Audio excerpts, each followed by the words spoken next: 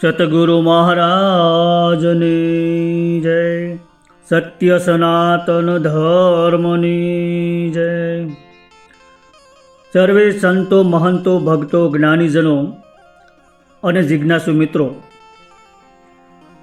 આમ તો ઘણા સમયથી મારી યુટ્યુબ ચેનલમાં ઓડિયો વિડીયો નથી મૂકી શક્યો. છેલ્લા લગભગ 4-5 મહિનાથી નથી મૂક્યો, પણ હવે ધીરે ધીરે શરૂ કરવાની ઈચ્છા થઈ છે. તો આજે એક ઓડિયો બનાવી રહ્યો છું અને આજે આપણે અદ્વૈત જ્ઞાનની થોડીક નાની એવડી વાત કરવી છે. અદ્વૈત જ્ઞાન અને સ્વરૂપની વાત, આ બે વાત કરવી અને અદ્વૈત સ્વરૂપમાં રહેવું, એમાં બહુ મોટો તફાવત છે. રાત દિવસનો ફરક છે. કારણ કે અદ્વૈતની વાતો કરતા હોઈએ અને આપણી વૃત્તિઓ વિષયમાં ભમતી હોય તો તે ખોટું છે. અદ્વૈત શબ્દનો અર્થ એવો છે કે દ્વૈત ન હોય, બેપણું ન હોય એવું. એટલે કે જ્યાં હું અને તું જેવી જુદાઈની ભાવના રહેતી નથી. સામાન્ય રીતે આપણે દુનિયાને દ્વૈત રીતે જોયા કરીએ છીએ. હું જુદો, તું જુદો, ભગવાન જુદા, જીવ જુદા. પણ જ્યારે ગુરુ કૃપાથી અંતરદ્રષ્ટિ જાગે ત્યારે બોધ થાય છે કે હું જે છું તે જ ચૈતન્ય સ્વરૂપ છે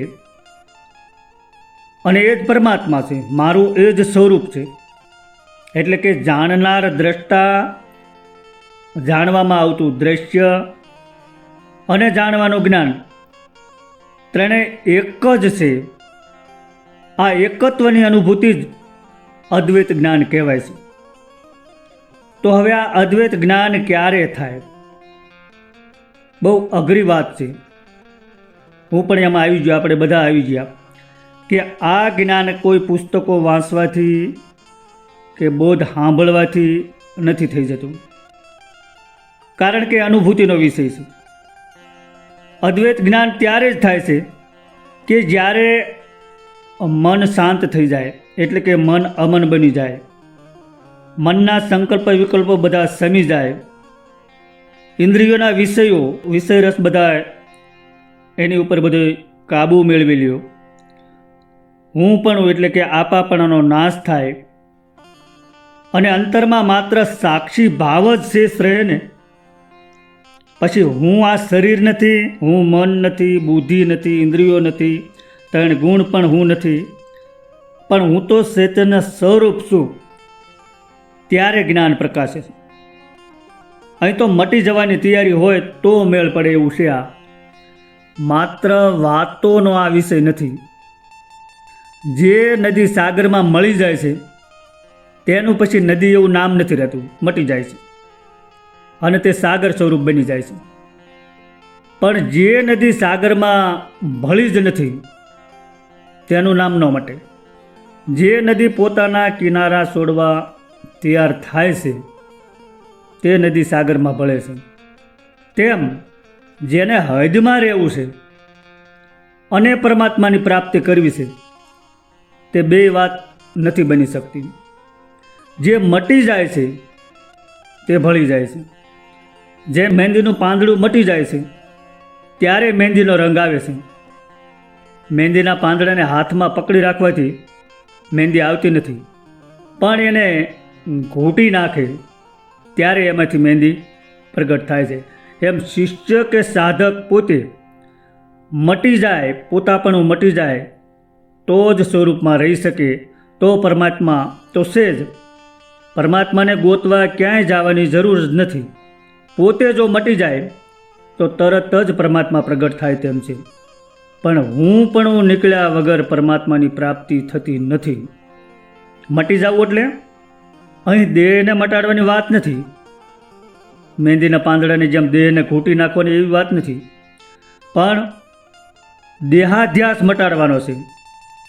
જેનો દેહાધ્યાસ મટ્યો છે તેને જ નિજ સ્વરૂપ ઓળખાણું છે. અને સ્વરૂપ ઓળખાય પછી તો તારા વિના બીજું કાંઈ નથી.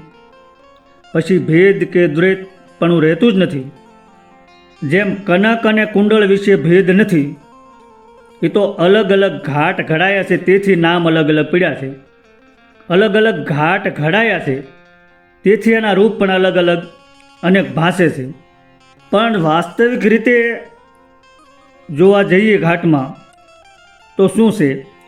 જેનાથી થયું છે તે તેમાં છે.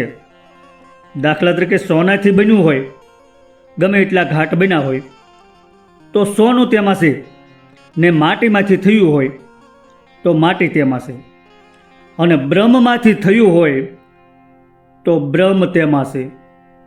જીવ અને શિવ બધા તેમાંથી થયા છે. આમ જે કાંઈ સ્વરૂપો બન્યા તેના જ છે. 14 લોકમાં તેની છાયા સમાઈ રહી છે, અને તે સ્વરૂપ વ્યાપક છે, અને તારું પણ એ જ સ્વરૂપ છે.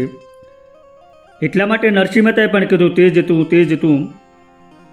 એમ સંત નરસિંહ પણ કહે છે કે હવે તેજ તું છે તો તેને સમજીને રહે. એક અદ્વૈત સ્વરૂપે તું જ છે, તે સર્વ વ્યાપક છે. આપ વ્યાપમાં છે અને વ્યાપ આપમાં છે. હું છું હરિમાં અને હરિ છે મુજમાં. આ જ્ઞાન સમજાય તો ઈ જ્ઞાન હાસું છે. સદગુરુ ભગવાનની જય.